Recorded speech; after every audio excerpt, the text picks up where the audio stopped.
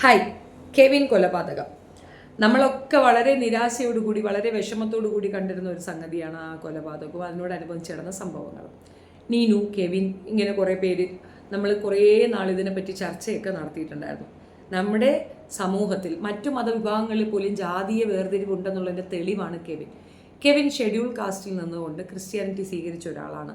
അവർക്കിടയിൽ വേറെ കൃത്യമുണ്ടെന്നുള്ളതിൻ്റെ തെളിവാണ് പൊയ്കയിൽ അപ്പച്ചൻ ചെയ്തൊരു പരിപാടി. പറയ സമുദായത്തിൽ നിന്ന് വന്ന അദ്ദേഹം ആ കമ്മ്യൂണിറ്റിയിലേക്ക് ജോയിൻ ചെയ്യുകയും പക്ഷേ അവിടെയും ഉച്ചനീചത്വമുണ്ടെന്ന് തിരിച്ചറിഞ്ഞുകൊണ്ട് അദ്ദേഹം ആ സമുദായത്തിൽ തന്നെ ഞാനാണ് ദൈവം എന്ന് പ്രഖ്യാപിച്ചുകൊണ്ട് ഈ പറയുന്ന മതത്തിനെ ഉപേക്ഷിക്കുകയും ചെയ്യുന്ന ഒരു രീതി ഉണ്ടായിരുന്നു. പൊയ്കയിൽ അപ്പച്ചൻ ഏറ്റവും വലിയ എക്സാമ്പിളാണ്. നല്ലൊരു നവോത്ഥാന നായകൻ തന്നെയാണ് അദ്ദേഹം എന്ന് ചുരുക്കം. അപ്പം ഞാൻ അതൊക്കെ ഇതിൻ്റെ കൂടെ പറഞ്ഞെന്ന് പറഞ്ഞാൽ ഇപ്പോഴും കുറേ എണ്ണം പറയുന്നുണ്ടല്ലോ ജാതി ഉണ്ട് എന്ന് പറയാൻ വേണ്ടിയിട്ടാണ്. വിഷയം അതല്ല, കെവിൻ്റെ റിലേറ്റ് ചെയ്തിട്ടുള്ളൊരു സംഗതിയാണ്. ഞാൻ താമസിക്കുന്നതിന് കുറച്ച് മൈലുകൾക്കപ്പുറത്താണ് ഈ കെവിൻ്റെ അപ്പൻ ഇവിടെ ഒരു വർക്ക്ഷോപ്പ് നടത്തുന്നത്.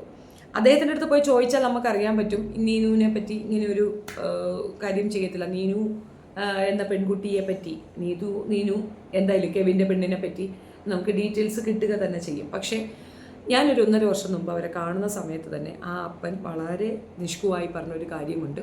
ആ പെൺകുട്ടിയെ ഞാൻ പഠിക്കാൻ ബാംഗ്ലൂരിൽ കൊണ്ടുവിട്ടിട്ടുണ്ട്, പിന്നെ അധികം ടച്ചൊന്നുമില്ല, വല്ലപ്പോഴും വിളിക്കും എന്നതിനപ്പുറം വേറെ ടച്ചൊന്നും ഇല്ല എന്നുള്ളത്.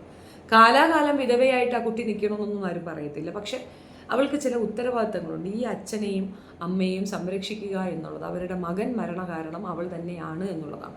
അതവൾ ചെയ്യും ഇല്ല എന്നുള്ളതാണ് എനിക്ക് ഫസ്റ്റ് ഇതിൽ മനസ്സിലായിട്ടുള്ളൊരു കാര്യം.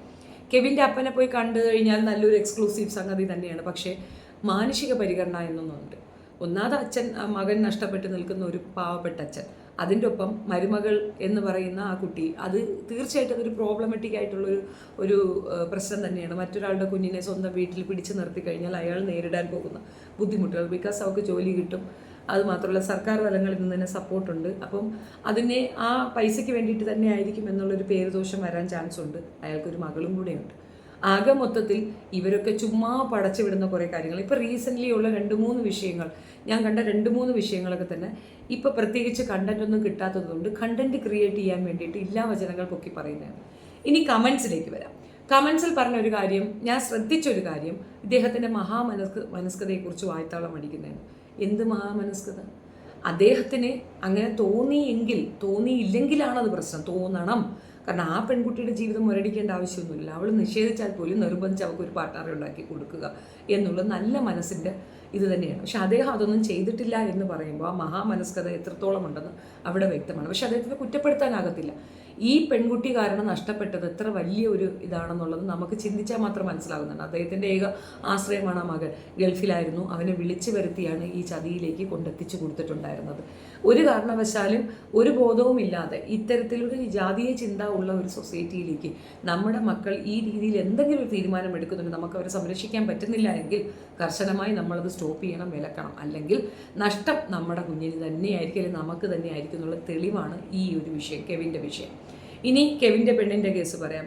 അവിടെ അമ്മ മുസ്ലിമായിരുന്നു, മുസ്ലിം ക്രിസ്ത്യനായി മാറിയതായിരുന്നു. ആ ക്രിസ്ത്യനായി മാറുന്നതോ മുസ്ലിമിൽ നിന്ന് വന്നതോ ഒന്നും അവിടെ പ്രശ്നമില്ല. ഇവിടെ പ്രശ്നം ദളിത് വിഭാഗത്തിൽപ്പെട്ട ക്രിസ്ത്യനാണ് എന്നുള്ളതും പണമില്ല എന്നുള്ള പ്രശ്നവുമാണ് ഇവിടെ ഹൈലൈറ്റ് ചെയ്ത് നിൽക്കുന്നത്. മറ്റൊരു കമ്മ്യൂണിറ്റി പോയിട്ട് പോലും സ്വസ്ഥതയില്ലാതെ ഇതേ കഷ്ടം അനുഭവിക്കുന്ന മനുഷ്യർ ഇന്ന് നിലനിൽക്കുന്നുണ്ടെന്നുള്ളത് തെളിവാണ് കെവിൻ്റെ വിഷയം എന്നാ പറഞ്ഞു വന്നത്. എവിടെയായിരുന്നാലും ആ പെൺകുട്ടി മറ്റൊരു വിവാഹം കഴിക്കുന്നതിൽ ഒരു തെറ്റുമില്ല.